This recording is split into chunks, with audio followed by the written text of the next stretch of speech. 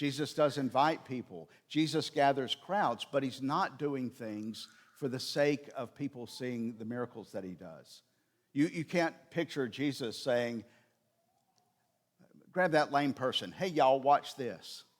He doesn't do that, right? He doesn't post. You can't imagine him posting on Twitter, so honored today to feed 5,000 people. He doesn't humble brag, right? I mean, and when people do come to him for signs, he says, no, I'm not doing the signs for the signs. I'm doing the signs so you see what the kingdom is.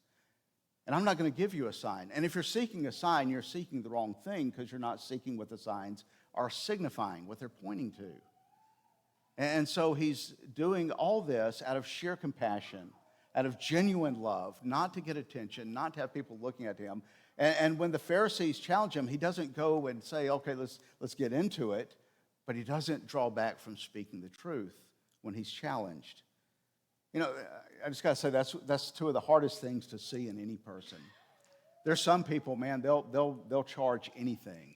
You never have to guess what they're thinking, right? You know, they're telling you the way it is. And there's other people who they won't send back a wrong order in a restaurant. They just, they're very passive. And it's the hardest thing to find somebody who can be very humble and very gentle and yet speak the truth and have the boldness in that humility. Yet we see that in Jesus perfectly.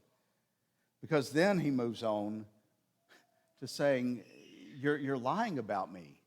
You're in danger for speaking this.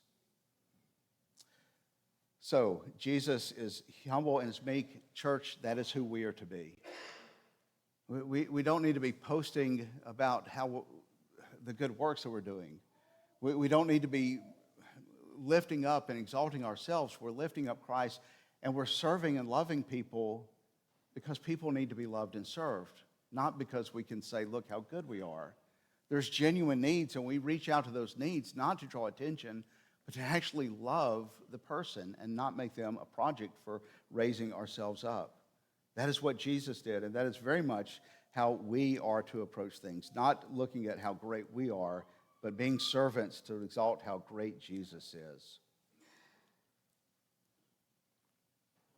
The second thing is Jesus was healing and casting out demons as the kingdom is breaking in.